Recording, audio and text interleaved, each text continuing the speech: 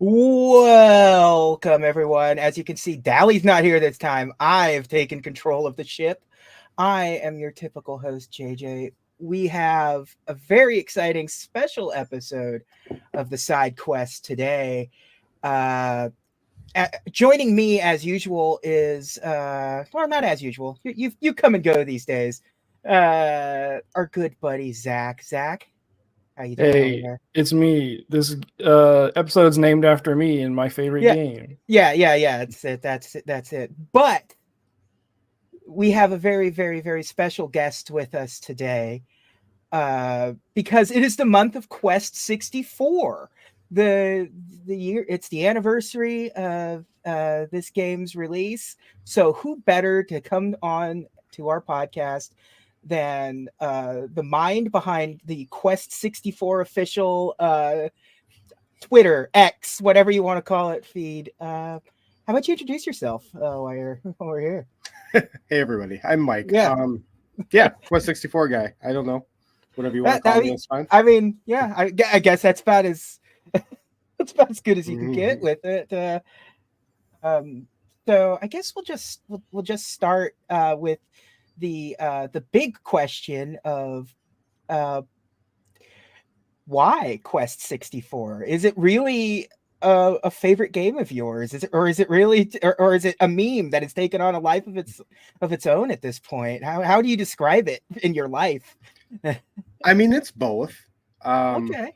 it has been my favorite game for quite some time, probably going on, or the way that I portray it online. You know, being a game that I'm fighting for to repair the reputation of. It's been about 10 years now. I've been doing this only on Twitter for a year and a half or something like that. But I've been doing this in um, local Facebook groups. I'm part of a retro collection video game community in my area and have been for a really long time. And most of the people know me from owning video game stores and making fun of me about Quest 64 and having a good time with it and stuff like that. So it started as simple memes and just getting to know the community through me liking Nintendo 64 and trading other things to complete my Nintendo 64 collection. And then the Quest stuff just kind of snowballed there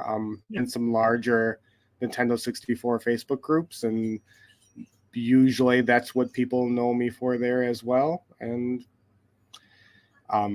it just went to Twitter one day because I was bored. And then the memes kind of took over from there because it's just easy for me to Oh yeah.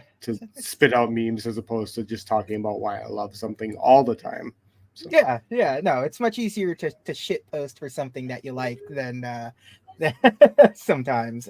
See, the weird thing is, right? Once that Twitter popped up, I had so many friends ask me if it was me because I've used Quest 64 and Brian kind of is my thing for a while. So people just thought it was me. I was like, no, it's not. But like, it's cool. Like I love his account.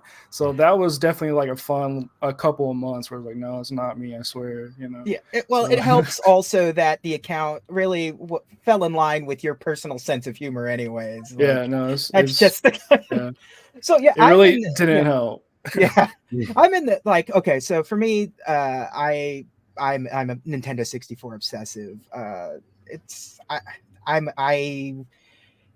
that was not my it wasn't like my first system. I was a teenager by the time Quest 64 came out, but I definitely remember Quest 64 hitting and it being such a big like talking point in magazines and then having it come out, and it wasn't like hated when it came out necessarily in terms of like critical acclaim. We have this thing on this website where we talk about the perfect seven, where games that are just average, games that are good enough, sort of stand the test of time a lot better than some of the tens that have existed throughout years. There are games that scored perfect tens that have been lost that you don't even think about anymore. I always go back to something like GTA 4, which people have just they've given up. That game got perfect 10s. They've forgot about it. It's GTA 5 or nothing now. Nobody goes back to GTA 4, but some of those games, some of those like mid-range, like especially during the PS1 and Nintendo 64 era, so many of these games have sort of legs. Whether it be for someone like me who just I like the history behind things. I like to learn about where something came from. And Quest 64 holds a special spot just because of the fact that the Nintendo 64 had no games when it came out and still really had no RPGs after it came out. So yeah, I'll always hold a special place for Quest 64 in my soul, but I don't think I ever really gave it much of a thought until the internet became a thing, and then you see people trash talking it, and I was like, listen, there are way worse games on the Nintendo 64. I don't know what you're talking about, Mr. Top 10 list.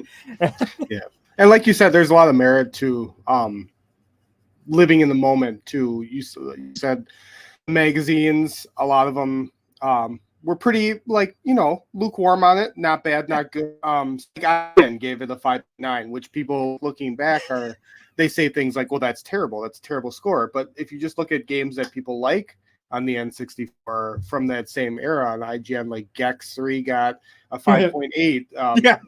Mega Man 64 got a 4.5. Cruising USA got a 4. Hexen got a 3.7. Dr. Mario got a 5. Flying Dragon, which I love, got a 5. Flying Dragon's cool. I don't know what everyone's complaining about. And it wasn't just IGN. Nintendo, same thing, gave it a 0.3, and then people were like, well, that's low for Nintendo power. But, same thing.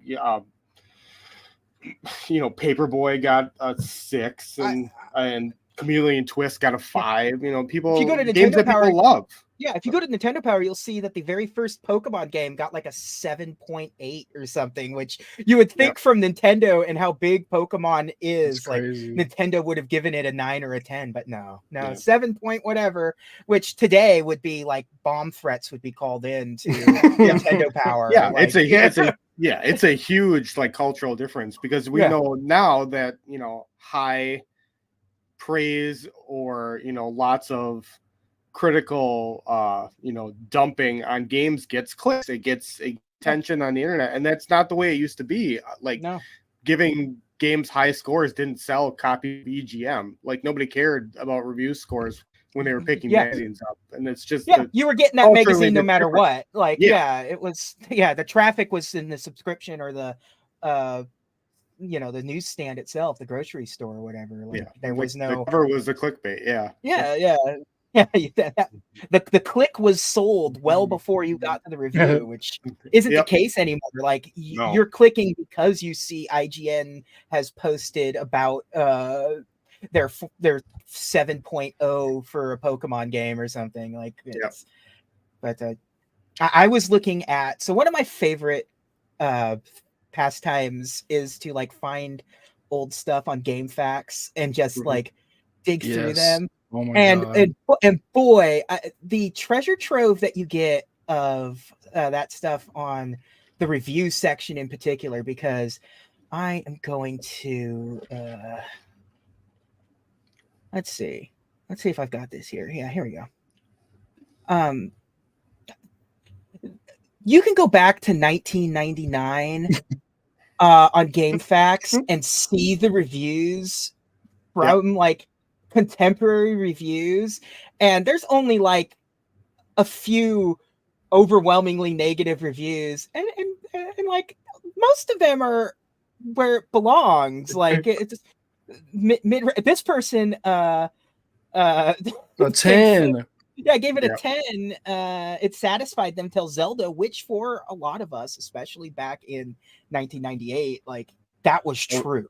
Like, hey, just so we're aware, I was 4 years old when this game came out. So nice. I was, I'm pretty sure I was 13 when this game came out.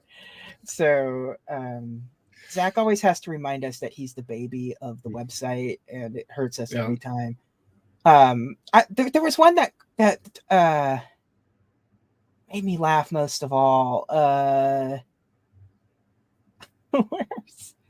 I like it more than Zelda is like one hell of a this is a 2000 review. Ay caramba. Yeah, Yeah.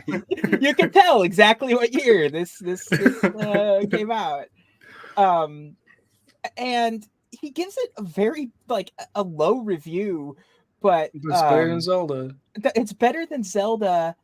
It has a medium replay value and a medium challenge. Here's his pros and cons. Here we go. The battle system is really quite unique. The graphics in the game are good, and the battle theme is great.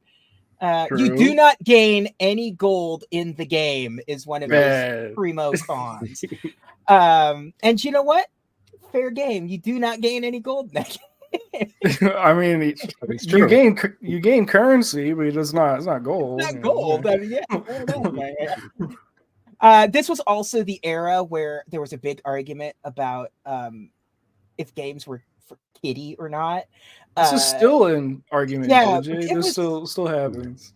But people are more willing to play Mario despite it being kiddie. Yeah, I think it was just more people adjusting to polygons and bright colors.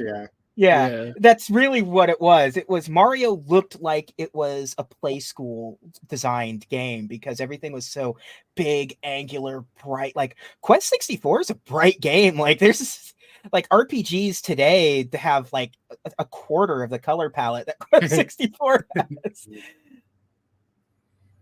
Yeah, and even tone-wise, it just wasn't that dark until the end of the game. It was outside, and it was a big open world, so you expect sunshine, colors, monsters. Yeah. It's just fascinating to like you can still go back and find reviews like this old, like just like search by oldest review, and just like they still survived. Like somehow you can't go to the message boards. And because if you go to the message boards, it just goes back to like 2008, and that's not really. You were still doing. You were still in your Facebook groups doing stuff.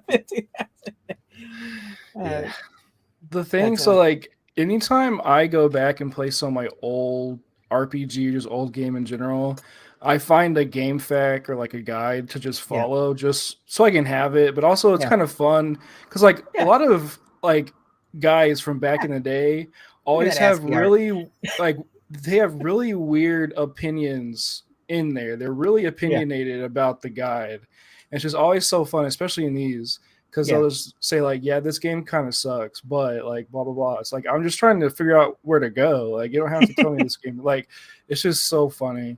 It's like reading recipes nowadays where you're like, I just want to know how to make like scalloped potatoes in my crock pot. I don't need like to know why your mom did this for 25 years and what kind of flour she uses. You get the military history of their entire family before you get to how to make some meatballs. It's great. But I got a question when it comes to when it comes to Quest 64 and the Nintendo 64 in general, like is there anything that like you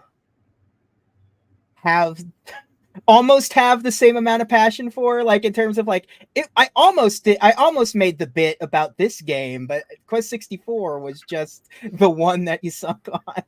I mean, I like a lot of the library. I have a full North American collection or NTSCU collection for N64. Working on a Japanese. I'm one game short of a worldwide exclusives collection. What game is it? Rentaro. It's a game I could. It's a game I could have. I was saving it. So the game that I actually was, I thought I had it sitting there because I just got it 2 weeks ago. But ID Yosoke Mahjong was a game that I struggled to find for like a year. Or probably more like 2 years.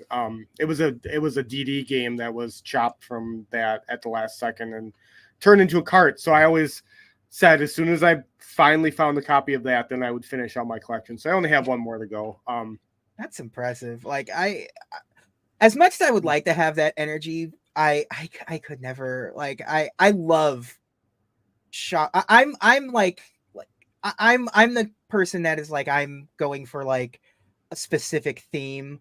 Like I definitely have probably most of like the exclusive North America Nintendo 64 stuff. But I don't have that like that deep of a cut for like I don't have Tony Hawk's Pro Skater on the Nintendo 64. No.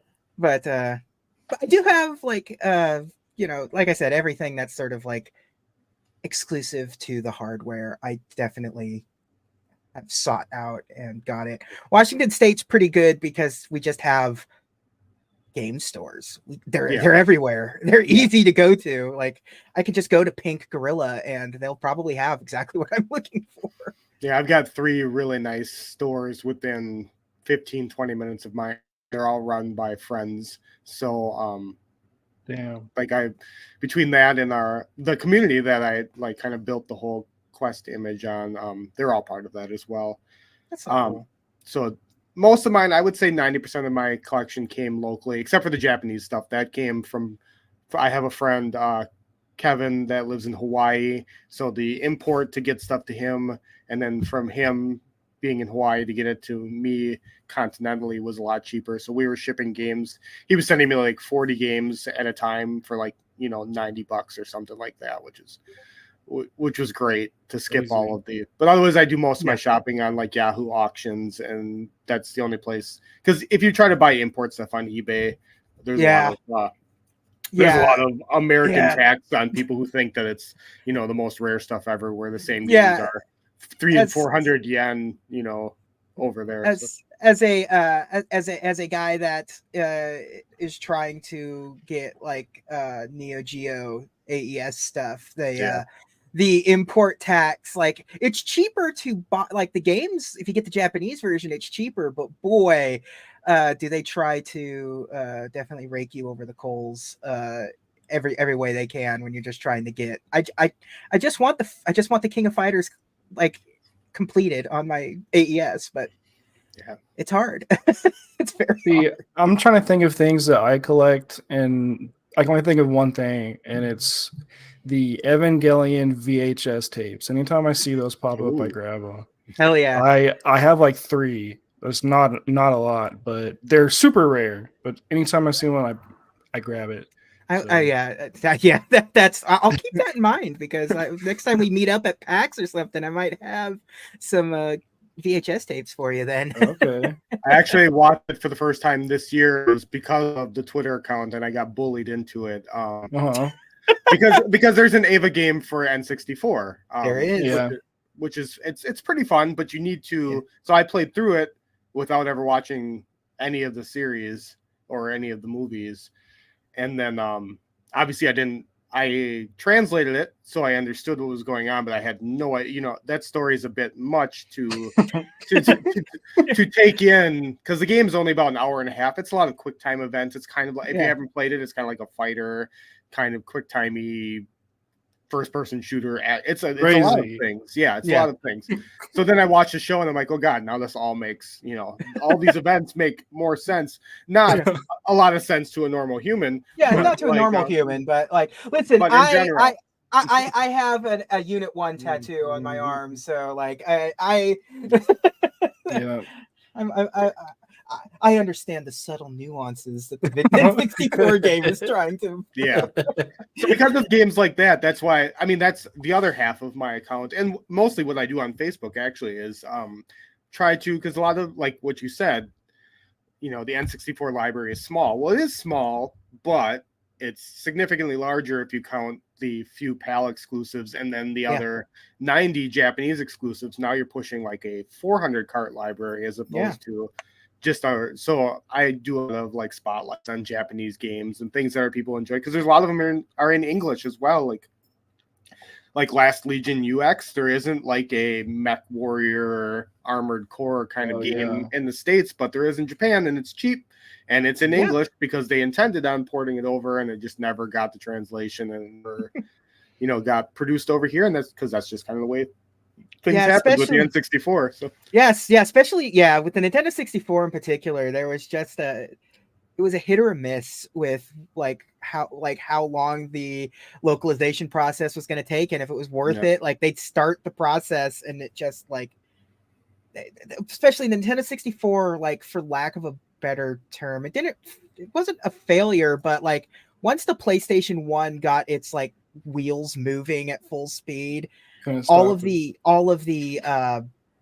every magazine was just focused on it. And that was really your only like your friends at school or the magazines. Like it's like the internet was still kind of like just an extension of the magazines. It was just like, if you wanted to read more of this story, you can see the video that we took at Space World if you so felt like it on the website. Yeah, and there was, one N64 game for every, 10 or 15 PlayStation games that came out. So that's what magazines were doing. So. Yeah, and Nintendo 64 games were very expensive. So yeah, I was about to say, so I would assume it's more expensive. And it was a risk, yeah. I assume it was more expensive to produce those because of the carts. Because of the carts, right? Yeah.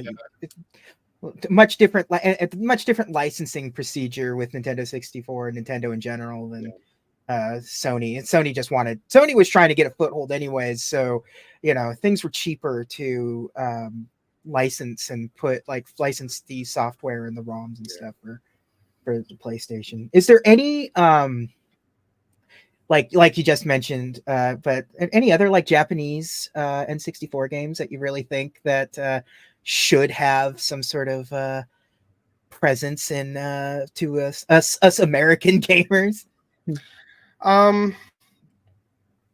Is there one that you just think is like the biggest travesty that we didn't get? Well, like the custom Robo games 1 and 2 were both, obviously we eventually got and Incarnation on GameCube. But those were great games. Animal Forest, we eventually, same thing, got the GameCube version. Yeah, I'm still shocked we never actually got. That seemed like that would have been like a slam dunk for Nintendo to bring. It's just when it came out, because it was just 2001. Bad timing. Yeah, GameCube was already announced at that point, and they were already working on the next thing. The new Shisuri games are cool, especially if you like back when Harvest Moon and River King were still kind of the same thing before they split off into however many directions that the Harvest Moon series has split off into now, or whatever. It's crazy. But yeah, back when those are great RPGs, once again, that we didn't get on this side of the ocean, and super fun to play. They have all the Pokemon collecting and Animal Crossing vibe and RPG-ness, and that's something we missed out on here. Same with in Custom Robo. A lot of people consider Custom Robo an RPG. It is. It's got RPG elements at the very least, and that's stuff we missed over here, and it just kind of all stayed over there. The Sheer and the Wanderer 2. This year that finally got a fan translation, and if you haven't played it, I tell people to emulate all the time anyway, but emulate that because it's free, and now you can play it in English, and that's a really, really good game too. So there's a lot of games I wish, and even simple sports games like Famista 64 is one of my favorite baseball games. It's fun. Yeah. And it's a Namco game. It's fun. Yeah. No, I love that game. I think that game is phenomenal. We got the Ken Griffey Jr. games, but whatever. I won't. But it's cool. It's cool that the emulation is kind of like figured out now. Like Nintendo 64 emulation was kind of a pain in the butt for a while. Like everything was kind of just a little wrong for years. So it's like you can get Nintendo 64 stuff unless you're on a Switch. You're not getting it running great on there. But but especially with like all these recompilations coming out and like that new open source software, like I forget what it's called, where you can just like dump the ROM and it gives you like a better version. Once that becomes more available, it's going to be crazy. Like I can't wait to see what tools. It's gonna be awesome. And the Quest community is working on that too. We are already, not me specifically, but the we're already doing a decomp, and That takes forever, obviously. But now that was my next question, so I'm glad to hear that.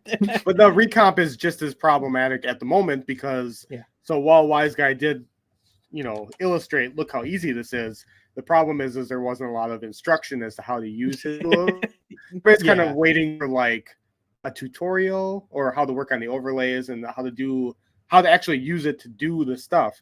Because the intention isn't him recomping every single game. It's that there is a fan base for every game that's already interested in doing this. So just show the fan bases. You can have 200 different communities doing these games, and then they can all be done this year. But we need to know how. I was trying to figure it out to play this. I was like, oh yeah, I'll just try and figure out that tool I saw a video on. I was like, oh, I can't figure this one out. So I guess I'll just play it, Yeah. Whatever. Someday. So Zach, you did replay it recently, you said. Yeah, I did. So it's a magical game. It's really shocking how tough how tough people are on it. Like anytime you Google it, it's always like Quest 64 is the worst game ever. It's like, it's really not. Like there's a lot of charm and soul in the game that I find it's just so cute. I like the whole time I was recently replaying it, I'm just like, what could people see here where they're like, this game is bad? There's only one thing I think is actually not good, is like they reuse a lot of assets, which is like whatever, but I think that could be a reason why people think, because it makes it boring, but not really to me. Like I like to explore every area I go into and walk around and stuff, so it's just like the whole time I was kind of scratching my head, like how could people not like this game? Like it's kind of obtuse, like it doesn't explain a lot pretty well, but it's also not super hard either. So if you kind of like mess up by leveling up or using like a wrong, I got fire instead of water, like that's not going to really mess you up. Like it's a pretty like simple game, and maybe that could be why people don't like it compared to like other games where there's like more, things to think about. But like it's a pretty enjoyable adventure from start to finish. The music's really good too. Yeah. It's super underrated. Like it's a pretty game too. There's a lot of really fun colored contrast the game uses with the skybox and stuff in some of the places. It's just like, so like I don't understand the hate at all. Like it's just weird. It's like I'm just like, why are people so like nasty against this game? And like I guess maybe the other games that came out around that time, like Final Fantasy 7 and 8, or I think 8 was probably closer, that could have been a thing. I don't know. I'm just trying to like figure out why the zeitgeist was like so hateful towards this little game that even got remade on the Game Boy Color, I think, and they just like made it even better compared. It's like, why would you hate this little game about a little kid going on an adventure? I think it's just Brian's a good guy. I don't know what everyone's beef with Brian is. I don't get it, dude. Like I tried hard to understand. It's like there's nothing here that's like offensive. Like it's a solid game. Brian really lends himself really well to the meme format. Just his like flat affect and like his character design, where he's just like nonplussed at everything. Dude, it works so well. I also think the game feels really good to play. Like it's like controlling Brian, like he just is so fun to control with his little like run that you can do. Like he just feels so like good. Like I just love running around, exploring stuff, the way his feet skitter on the floor. Like I just love that sound too. It's like it's so charming. This whole time I was playing it, I'm like, why are people hating on this game, dude? Like it's maybe not the best game ever, but it's definitely not the worst game ever. Like and it's funny because what's up? The Nintendo 64 is home to like a lot of real true stinkers. Castlevania 64, dude, is like horrible. How dare you? How dare you? Happen to like both Castlevania. I don't like that game. I like watching people speed run that game, but I don't like it myself. I think it's not my type of game. Yeah, but it's like I think it's objectively worse than Quest 64. Like that's just kind of that you have this like everyone was trying to learn 3D. so many early Nintendo 64 the games. camera is kind of bad. It is very bad. But I wasn't gonna say anything. I was just gonna keep on keeping on, but you had to call attention to it. I prefer that it's like janky, which is in my opinion is charming. Yeah. Because, janky. Yeah. That's yeah. what You have to hold B, to. I think, to like redirect the camera. Yeah, you just keep flipping it around. Yeah. No, okay. I actually take it back. It's not bad. It's janky. It's cute. Okay. Yeah. It's cute, yeah. But like nobody knew how to like move around in a 3D space, which like Quest 64 does a great job at having you move around in a 3D space, especially for an RPG where that like at such a scale, like everything feels big in Quest 64 because all the polygons are big, the fields are big, like things are chunky, but like in a really pleasing way, and just your locomotion in that game feels really good. Dude. Which is a lot more than you could say for a lot of 3D open world Nintendo 64 games at the time. Like I always think about playing, like I remember playing Daikatana on the Nintendo 64, which is already a miserable experience no matter what platform you're on. But then you get the Nintendo 64 where it's just like, why am I jumping with this button? What are you doing? What's crouch? Where is it? What is happening? Like they still weren't figuring it out. And that was like 2001. So one joystick 3D motion was kind of a fresh experience. You boot up, try playing. Anybody played a Nintendo 64 game on the Switch expansion pack? Yes. Not my thing, so no, I haven't. Yeah. Don't ever. It is. Yeah. If you just play it outright without a Nintendo 64 controller, impossible. I tried playing Mario 64, dude. No, play Mario 64 with that. It's impossible. Yeah. No, it's I couldn't only imagine. Yeah. So, but yeah, no, I have to. Quest 64 felt really good. Like, it's like I guess I understand from the sense where the story is like not like at the time people were probably comparing it to Final Fantasy, like you know, and it's you can't compare this to Final Fantasy. It's a different kind of game completely. Like it was definitely more in line with an NES style RPG adventure, where it was like, if you think about like the original Legend of Zelda, there is no story there. You're just a little boy dropped into the middle of a world and an old man gives you a sword, like without the instruction booklet. That's all that game is. And like but it's considered one of the greatest games of all time. So I don't know. Same with the original Dragon Warrior. I mean, or Dragon Quest, you know, on NES, it's the same thing. You just start the game, be punished, enjoy it or don't. And like you said, Quest fits into a very weird spot because you're coming off the end of the Super Nintendo era, which, you know, chronologically, a lot of systems do some really impressive stuff as they're dying. So we had Chrono Trigger in 1990. Exactly, yeah. 5, 6 at the end of that era, in a lot of really impressive Super Nintendo games. And then 1996, the N64 comes out, and it's finding its outside of Mario and like things like Wave Race. The system was finding its legs, and you have a lot of weird, janky, quirky games that are at the beginning of a system, and nobody else had done big open world RPGs yet on any system. You know, we had Final Fantasy VII, but you know, Cloud leaves the town and he's the size of a town. He's the size of an airship, because they're still working on what worked on Super Nintendo. And this game was trying something different. Did it do everything perfectly? No, of course it didn't. You know, but it pushed the games after that into cool places. And I mean, that's one of the things I appreciate about it was you don't have, you know, Sheer and the Wanderer and Zool on the N64 without, you know, imperfect games like Quest. Imagineer still out there, It's kind of still doing their thing a little bit. They do those boxing games, those fitness boxing games for the Switch. Cool. That's Yes, they are. Imagineer. Still ignoring me. Yeah. Yeah.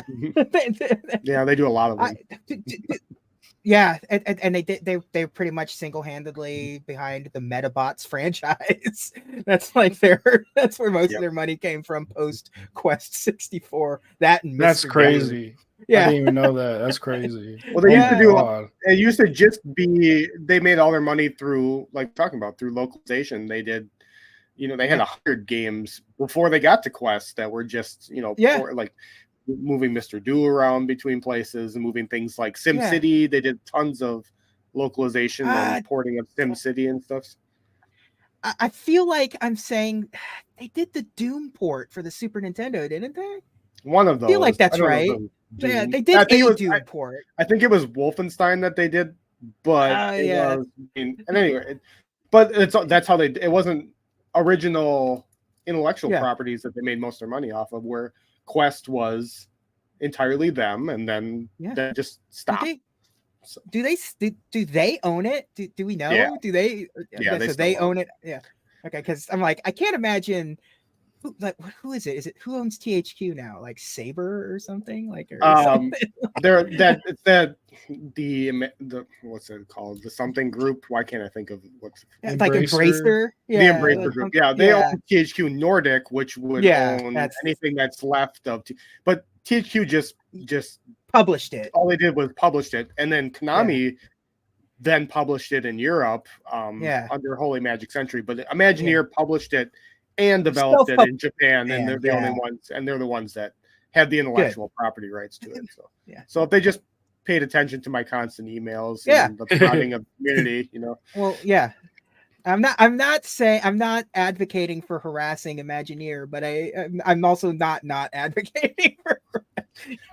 I've kind of dialed it in because I thought maybe this upcoming year after this Quest anniversary, I was going to try to be more positive. I'm gonna start taking little snippets of what people say about on the internet that people love about the game, and maybe if I start sending them a bunch of screenshots of people enjoying the game as opposed positivity.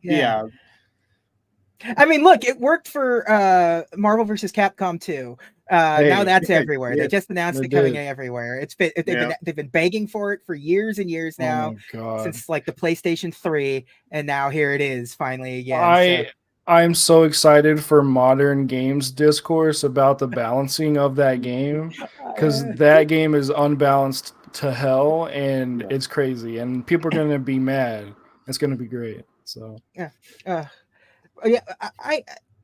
maybe I don't think it's, if Alone in the Dark Game Boy Color is on this Nintendo Switch Virtual Console thing, I feel like it's not that far out of the realm of possibility to get at least Quest Game Boy Color out there. Put Brian on there, man. Just dip your toes in. We'll show you. We'll show you how much we love the Quest franchise, and then maybe then we can get the Quest 64 in its entirety up there. If they released more than 3 or 4 games a year on the NSO, I would think that maybe that was going to happen, but the numbers are really against us at this point. Listen,